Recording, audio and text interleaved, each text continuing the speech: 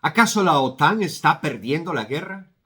Titulares, portadas en YouTube, las noticias nos expresan día a día una información de que la OTAN pierde la guerra, de que se desborona a pedazos, esto incluyendo la publicidad que se le otorga a los Estados Unidos de que también está perdiendo la guerra en Ucrania, de que ambas partes conducen una guerra en Ucrania en una incapacidad absoluta. De esto es de lo que vamos a hablar a continuación. Les doy la bienvenida a Zona Global y gracias por prestarme estos minutos de su atención. Escucho opiniones, reportajes, programas donde incluso señores con mayor preparación que la mía, hablemos de catedráticos universitarios, asesores militares, analistas, politólogos, economistas o incluso otro profesional de otra rama, nos dicen, nos cuentan, afirman de que tanto Estados Unidos como la OTAN están perdiendo la guerra en Ucrania. Más que claro, yo respeto la opinión acá de todo el mundo, pero resulta que el hecho de que yo respete la opinión no quiere decir que yo esté de acuerdo y que esté de acuerdo con estas afirmaciones. Yo escucho, analizo, pienso y me pregunto, ¿realmente están creyendo en esto?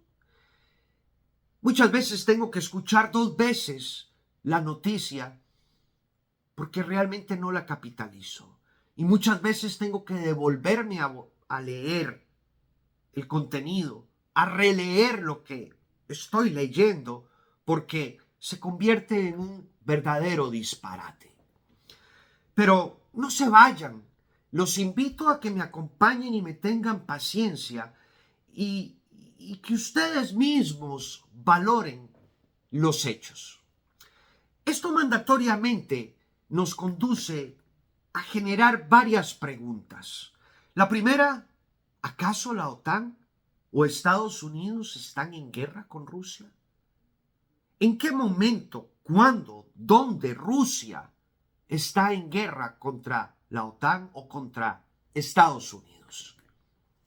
En este punto mi respuesta es un no rotundo, ya que ninguna de las partes está en guerra una contra la otra. Muchos me dirán que sí, otros guardarán silencio y muchos otros en este momento, ahí atrás de este monitor, estarán reflexionando de lo que les estoy diciendo. Forzosamente y de manera mandatoria para aquellos que me aseguran que sí están en guerra, lo primero que tendría que pedirles sería la declaración de guerra. ¿Dónde está? Muéstrenmela. Díganme dónde la encuentro. Muéstrenla al público, divúlguenla. No hay, no existe. ¿Y por qué? Porque es que no están en guerra. Bien, entonces, como una persona seria, con credibilidad, con cierto conocimiento del tema, puede venir a publicar, a asegurar que Rusia está ganando a la OTAN o a Estados Unidos. ¿Cómo pueden venir a decir que Ucrania y la OTAN son destrozados por Rusia? Y así los titulares en este tono, en esta retórica, pululan, se aparecen día tras día en nuestras vidas. Las personas más claras en el tema me dirán, es que no es una guerra directa, es una guerra proxy. Sí, es correcto, muy correcto, una guerra proxy. Pero entonces estamos hablando de dos cosas distintas, dos cosas muy, pero muy diferentes. Es crucial entender el concepto. Veamos, resulta que en el campo militar las guerras proxies son conducidas y consideradas de baja intensidad. ¿Por quién las conduce? Bien.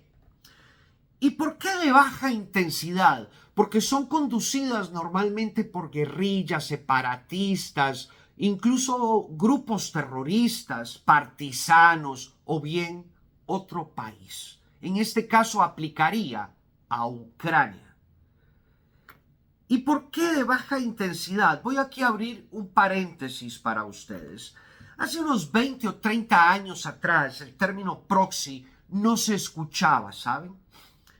El término proxy es un término netamente moderno, tal vez usado en los últimos 20, 25 años.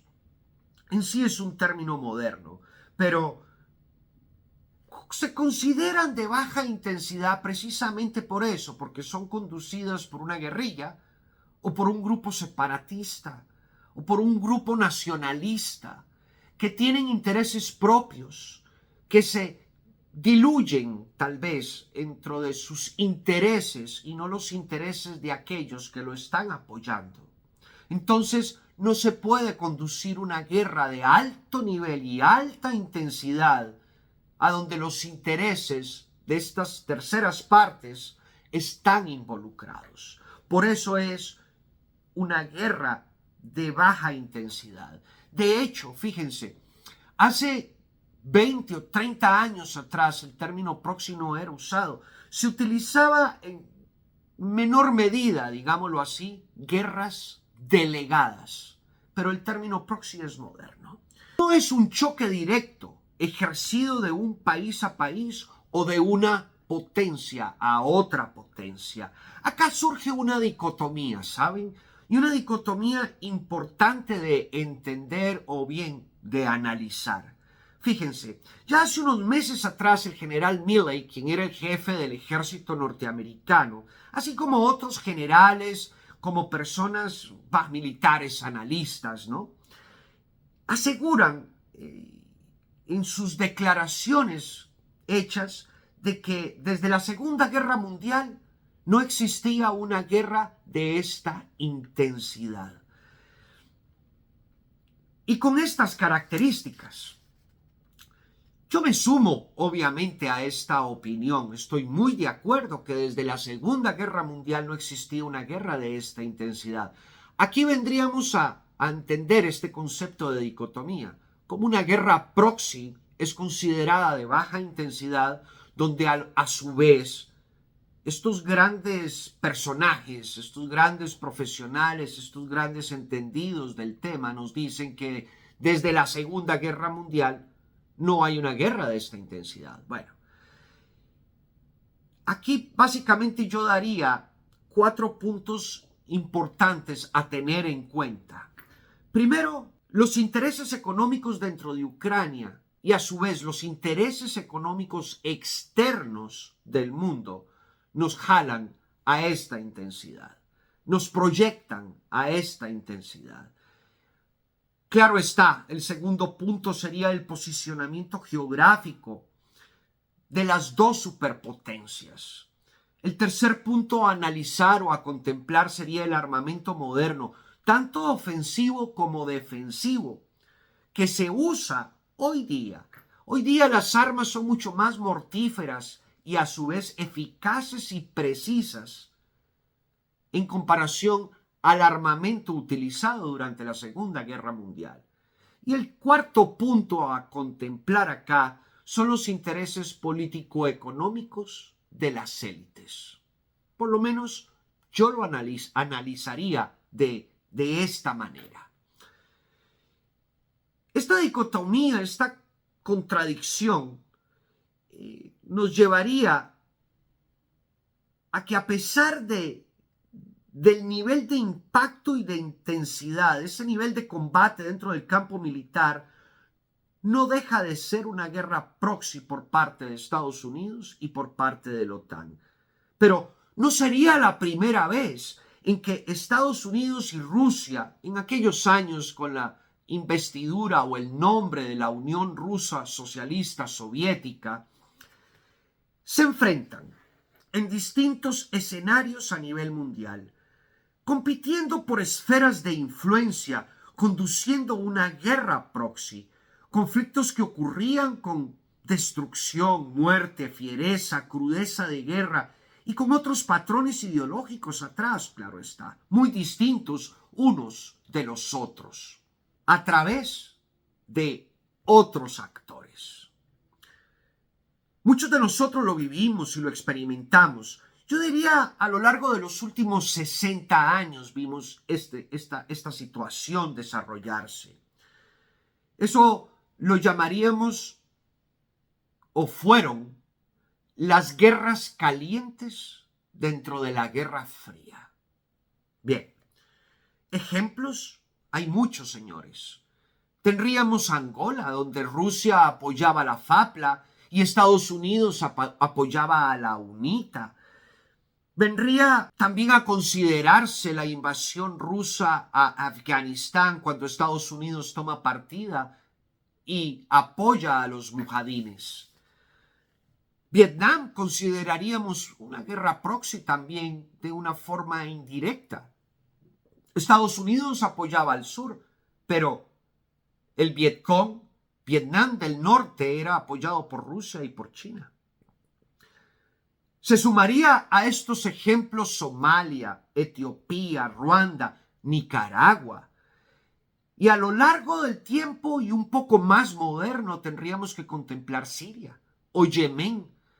En Yemen vimos esto y lo seguimos viendo hoy día, donde Arabia Saudita apoya una parte y Irán apoya otra parte. Una guerra proxy. En otras palabras, esto no es nuevo. Las guerras proxy se pueden librar de muchas formas, señores. Desde ayudar en inteligencia o aportar dinero o llevar armas o una combinación de todos estos conceptos. Eso es una guerra proxy, pero nunca de forma directa una potencia con la otra potencia. Lo más importante de entender en todo este concepto es que las guerras proxies no se libran per se. Se libran única y exclusivamente con dos propósitos: el económico o el político, o una combinación de estos dos conceptos.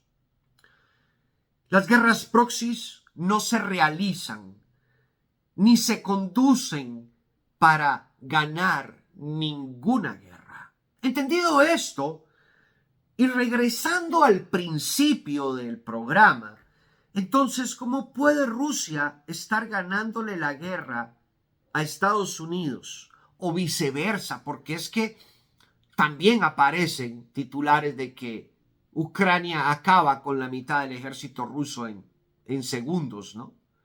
O sea que aquí vamos a hablar de que son ambas partes. ¿Cómo puede Rusia o cómo puede estar Estados Unidos o la OTAN ganándole uno al otro a donde no hay una guerra directa?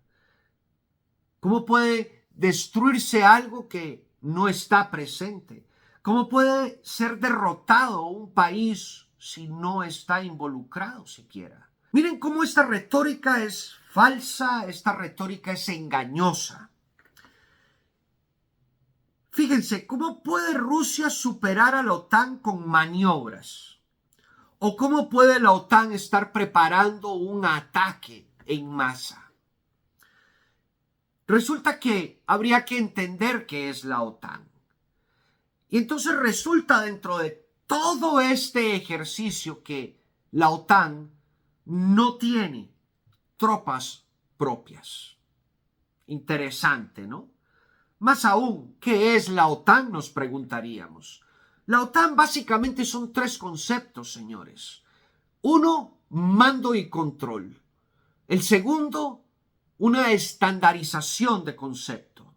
Vamos a entender de estandarización en que se usa el mismo tipo de armamento, con un mismo calibre estandarizado, el mismo tipo de munición, aunque existe dentro de las municiones diferencias. Por ejemplo, en la artillería, la munición de la artillería de 155 milímetros, hay diferencias entre los franceses y los norteamericanos, o bien los mismos alemanes. Hay una diferencia, pero se trata de estandarizar. Y el tercer punto, maniobra. Básicamente se juntan todos los ejércitos de los diferentes países y hacen maniobras en conjunto para estar más o menos coordinados. Eso es realmente la OTAN. Pero la realidad va más profundo. Vamos a dar esto como un concepto de información de la OTAN. La realidad dentro de la OTAN es que 27 ejércitos que conforman la OTAN hoy día son incapaces de hacer frente a misiones de mediana escala. Oigan, qué interesante, qué peligroso, qué delicado y qué realidad más cruda, ¿no? Pero esta es la realidad que vive hoy día la OTAN. Entonces, fíjense cómo va cambiando la historia. Y bueno, aquellos que conocen la ciudad de Mons en Bélgica y que conocen la OTAN desde adentro, saben de lo que yo estoy hablando. Bueno, continuemos. Retomando una vez más el inicio de este programa, aquellos que publican un titular de esta manera para ganar vistas o ganar visualización y lucrar incluso con ella, causan realmente un problema de percepción, causan realmente un problema de mala información y no son serios realmente lo que están diciendo entonces.